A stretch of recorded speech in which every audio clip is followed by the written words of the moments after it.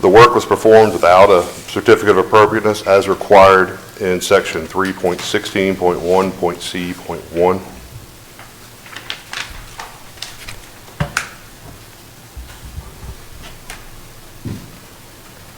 In the applicant's statement in attachment 4, the applicant states that pre-existing conditions was a gravel parking area. The images from Google Earth software shown in attachment 3 shows the areas in question appearing to be lawn since November of 2012. At the special call meeting of the Historic Preservation Commission on March 8th, 2023, the commission voted to deny the request by a vote of 4-1. And in the applicant's statement, there is some additional pictures showing the precondition and the post condition. Precondition's on the left and the current condition is on the right. If there are any questions. Is that lawn? Back to the other, yeah, is that lawn or leaves or? I can't really tell. Okay, all right.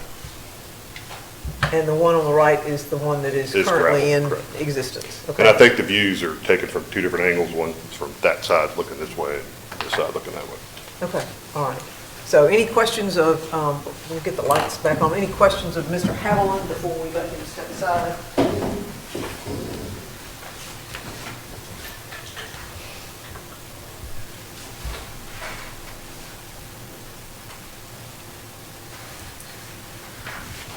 One on down. No, that's what it's up. Never mind. Any questions of Mr. Haviland? None? Could you tell us a bit about the Historic Preservation Committee's decision? In the meeting, there was initially a vote to approve, which did not receive a second. There was a motion for a vote, didn't receive a second. They had a brief discussion. In that brief discussion, it seemed like one of their main concerns was the fact that it was done. They're asking for the certificate of appropriateness after they've already done it. So that was one of the main concerns. Okay.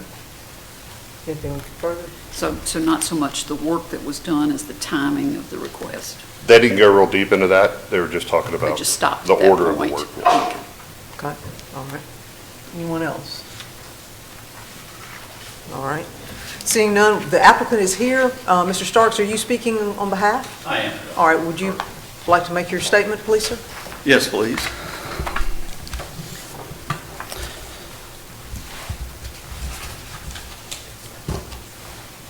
Well, on behalf of the applicants, Will and Stephanie Arnett, they're the homeowners here. They did receive a notice that of an alleged violation of the Historic Preservation Commission or the Historic Preservation UDC section. It didn't say what it was, so I had to call and ask Mr. Huskisson, what are they talking about? And he advised me the gravel that was put in the backyard. The gravel in the backyard is not visible from the street. It's behind a gate in the backyard. There's a privacy fence that was approved previously for the prior owner, and it is behind that where the gravel is located. It is the understanding from the previous home or from the prior homeowner that those spaces were used for parking, and from the owner before that, Ms. Stark, that she would have hired help, people who came to do the lawn, stuff like that, that would park in those spaces where it is. And if you look on the photos of before and after, there's actually a stone wall kind of on the left side there, and it's visible in both photos when you turn the light out. But we're doing the light dance right now, so you have to excuse us. And none of us know how to turn them on and off. I can turn them all off, but I just can't get the right ones. There we go. And you can see right in front of the white single car garage that faces the street and the fence, there's a stone area, and right next to the telephone pole in the right photo, there's that same stone area where there's stones that are stacked there. And there's a shed, and that's why you take it from the opposite view, so you can see the front of the shed there, where you can pull up and park and have access to the shed to unload things, do that kind of thing. One of the things about the historic preservation meeting that we had is, it sounded to me in most of the comments that they felt like it was appropriate. In fact, one comment was, well, if they would take the gravel back up, send in another application, we would approve this. Several said, we think it's appropriate, but we don't like the fact that the application was done after the fact. So I want to speak to that issue. Is the city of Starkville has a certificate of appropriate process that is listed in the standards for Starkville's historic district. It's got a little flow chart. And exterior maintenance, it says COA is not required. Well, adding gravel to where gravel was, and I will admit and concede that the photo shows me nothing except leaves, because that's the time of year it was taken. It was the only photo we had of that view before the gravel was added to that. Now, Mr. Arnett, who did the work himself, said there was gravel there. It was grown up. The grass had grown through it, so any aerial photos are going to certainly show lawn growing up through the gravel. He, didn't think he was doing anything that other people, he looked on Greensboro, saw other driveways that were gravel, used the same type of rock, the gray gravel that's used on many other driveways down Greensboro. If you drive up and down, you'll see that. They did not believe it was required under the code. There's no building permit required for this type of work, so that's something that, if you look at the flow chart, it says if a COA is issued, then you have to submit it to the building department for permitting. Well, and then it says in the code, well, there may be things that don't require a building permit that require a COA. Well, certainly, and I understand the purpose of the historic preservation is to make sure that historic resources aren't torn down without some kind of problem or added to, or additions placed on them and that kind of thing that would detract from the beauty of these historic homes. I don't think you have that in this case. It's behind a fence, you can't see it. In fact, Ms. Camp made the motion that it be approved. She discussed the factors and the criteria that were listed in your packet. There are several criteria. The general factors, a lot of them don't apply, but architectural design of the existing building structure or pertinence and proposed alteration. Well, we're putting gravel on the ground. It doesn't really have an architectural design to it. Historical significance of the resource. Well, the house is a historic house, and that's why this was placed in the rear, out of sight. General appearance of the resource. Again, it's one that you can't really see. Condition of the resource. Well, it's gravel. Materials composing the resource is gravel. Size of the resource. Well, you can see the size. It's 2 spots, and they have a little bit of a turnaround there to get out. But that's the, So then, what is the relationship upon the historic district as a whole? These are the factors that have to be looked into. The only factor that seemed to matter at the HPC was the timeliness of the application. That is not listed as a factor in the UDC. There is an exterior alteration criteria that's specific under Part C, C2. Exterior alterations shall not affect the architectural character or historic quality of a landmark and shall not destroy the significance of landmark sites. It certainly does not do that. And there are additional standards that were enclosed in your packet, and it talks about parking areas need to be unobtrusive as possible.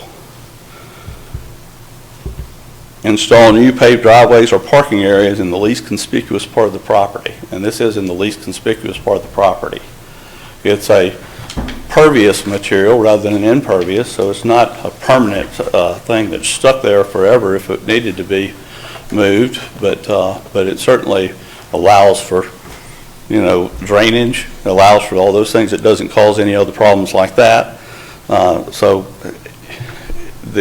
the major issue that I want to address is the timeliness of the application.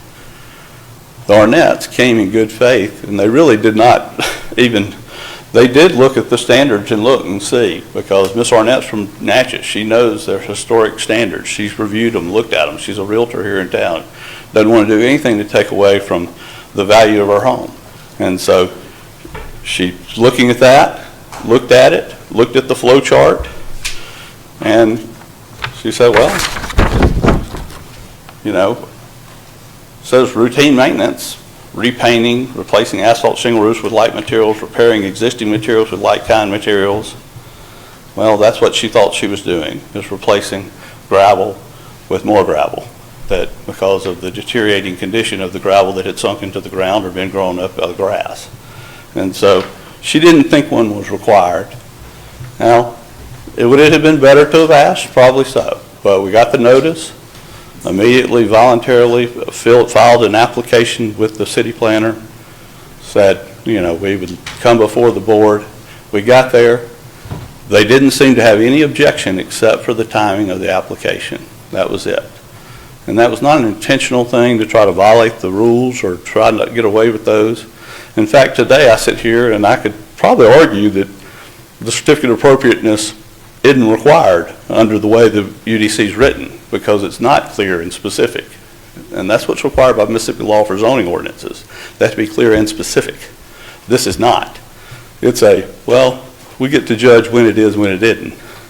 And so that's something, but that's neither here nor there. We're here to ask for the appropriateness certificate to be issued by your body and to reverse the decision of the HPC.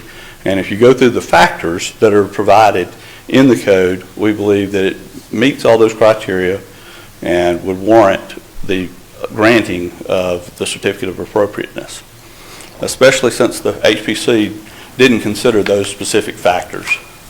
They just considered the timeliness of the application, which, as I said, is not listed as something here.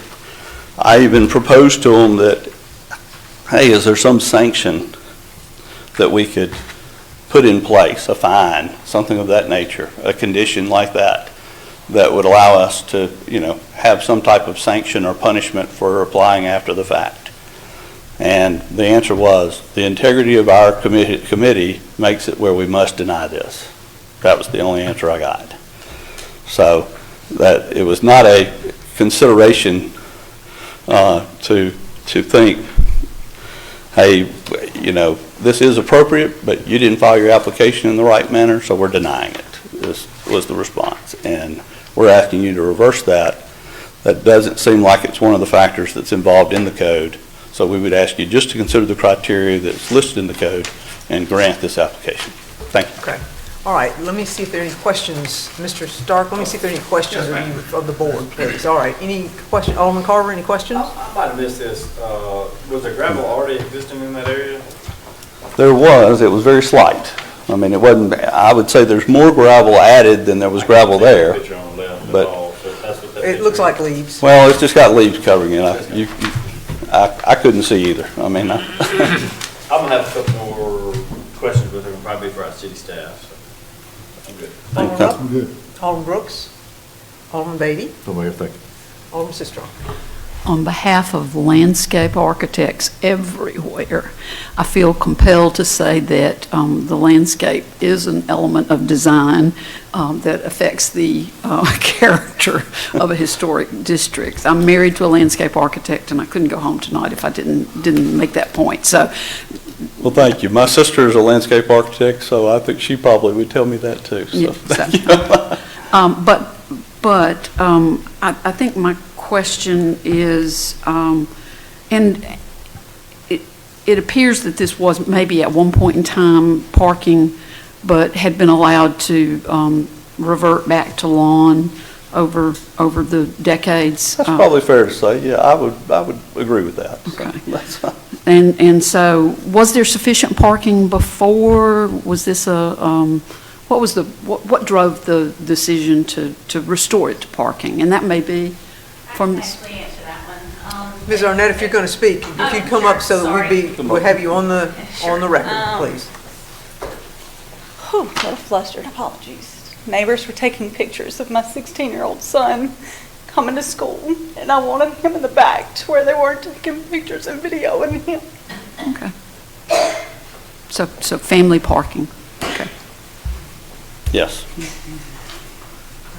Is that anything else? No. All right. Alderman Vaughn? I just wonder what's on ground there before that Historical Preservation Committee was formed. Was those gravels ever in? Oh, how long have those gravels been there? Well, I think that's something, I don't know that any of us actually knows that, and the Historic Preservation Commission, do we know, what was the year that we started? It was while I was CAO, so it was back, it was a good decade or more. 2010 and 14. Yeah, something like that, so it may have been there before then, so but I don't know that we necessarily have that answer. And those things that, most of those houses that have gravel roads and all that occurred prior to the formation of the Historic Preservation Commission. So we can't really use them as an example of what the commission might have considered. Well, in fact, the standards talk about, there's a lengthy driveway that is gravel in the Greensboro Historic District that, it's, the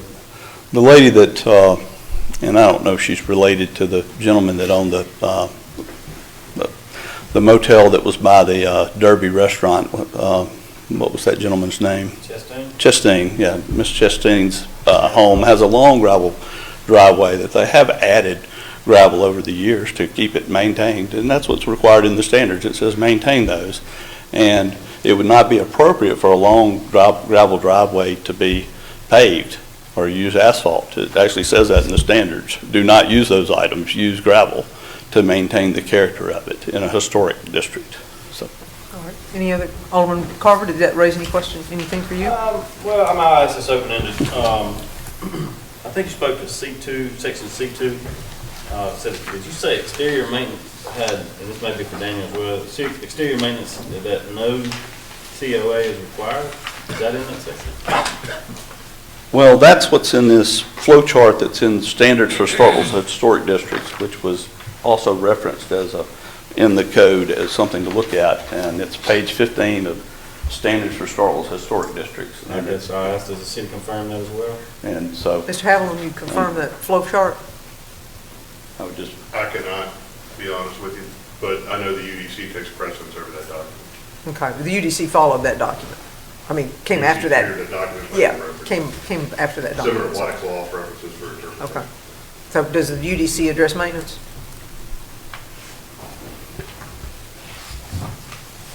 Because that's what we're talking about. That's what you're asking about, right? Maintenance. Mr. McCaskey is coming to someone's aid. I'm not sure whose. Yeah, your text is way too long.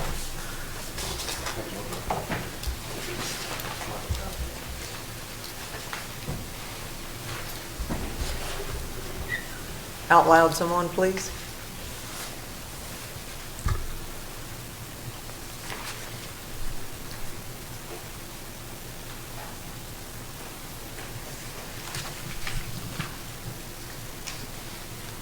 Have we located it? We have not. Okay.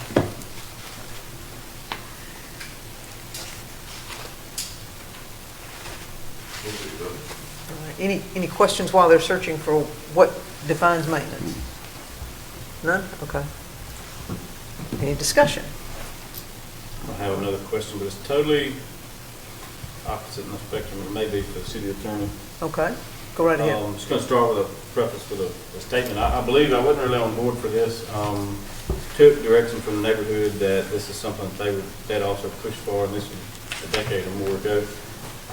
But henceforth, we're going tonight. The question is, what does this do for future after-the-fact requests for the certificate of appropriateness on other houses? If we were to allow this tonight under the recommendation from HPC that not to proceed with this, does this set the precedent that individuals can, in the future, make exterior alterations and things like that, and then come ask for appropriateness after the fact?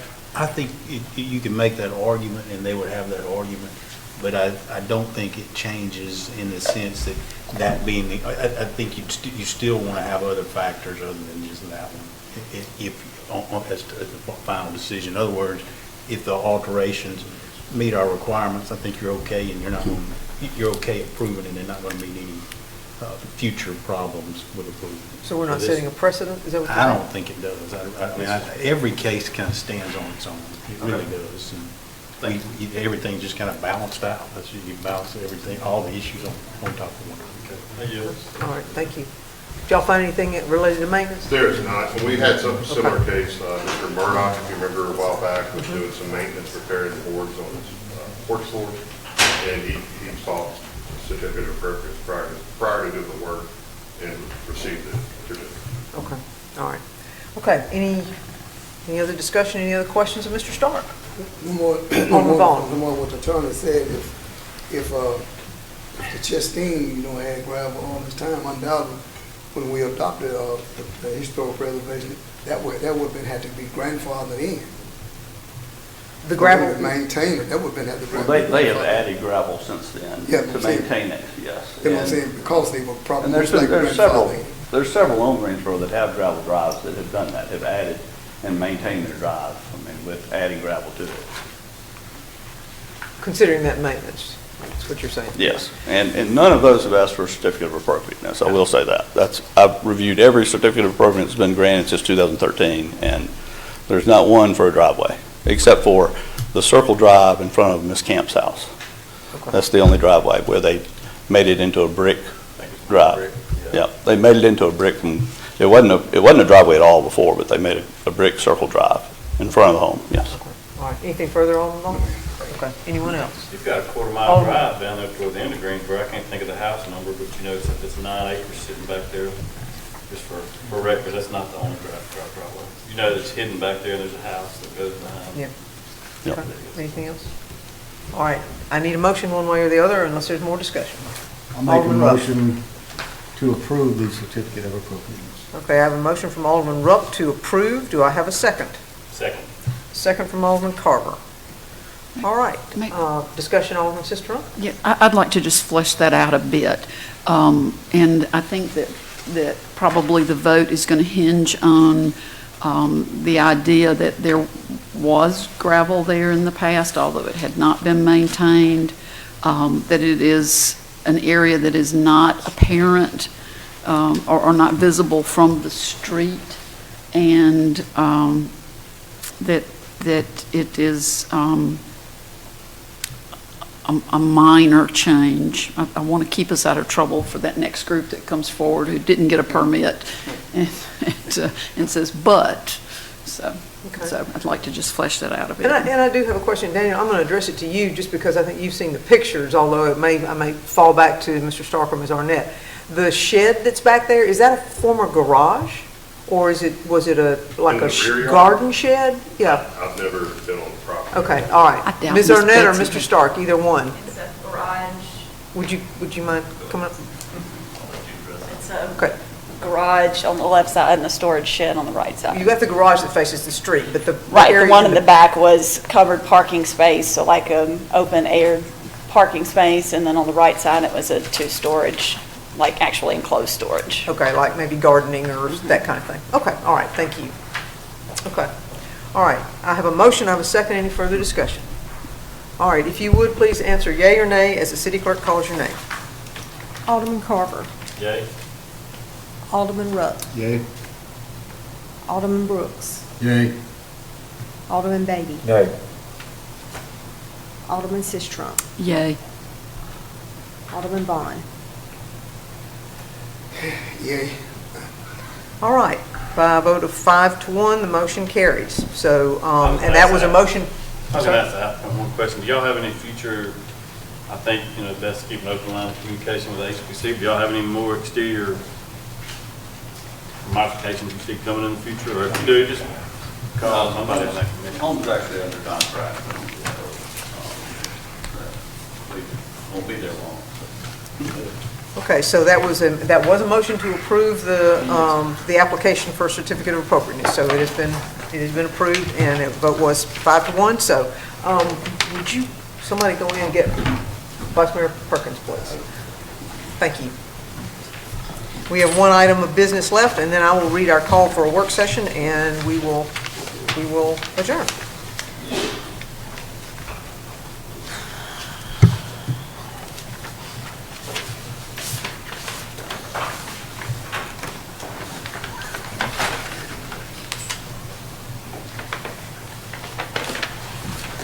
Welcome back. Thank you, Mayor. Yes, sir. We have one item left to go, which is the claims docket. Do I have a motion to approve the claims docket? So moved. Second. Okay. Alderman Brooks is a motion, and Alderman Rupp is a second. That's his night for seconding. All those in favor, please signify by saying aye. Aye. Opposed? Nay. Nay. Motion carries 5-2. We then move on to me calling for a work session. If y'all would, please bear with me. In accordance with the notice required under Mississippi Code 254113, the board will have a work session on Friday, the 31st of March, 2023 at 11 a.m. The meeting will be held at City Hall in the second floor conference room located at 110 West Main Street. Notice shall be provided of this work session within 1 hour of this meeting by posting such notice at City Hall. The notice should be made a part of the minutes of the board meeting. It will be an open public meeting of the City of Starkville, and the public and press are invited to attend. Do I have a motion to adjourn? So moved. Motion from Alderman Vaughn. Do I have a second? Alderman Rupp? Second. I have a second from Alderman Brooks. All those in favor, please signify by saying aye. Aye. Opposed? All right, motion carries. Thank you. We are in adjournment. Thank you, everyone.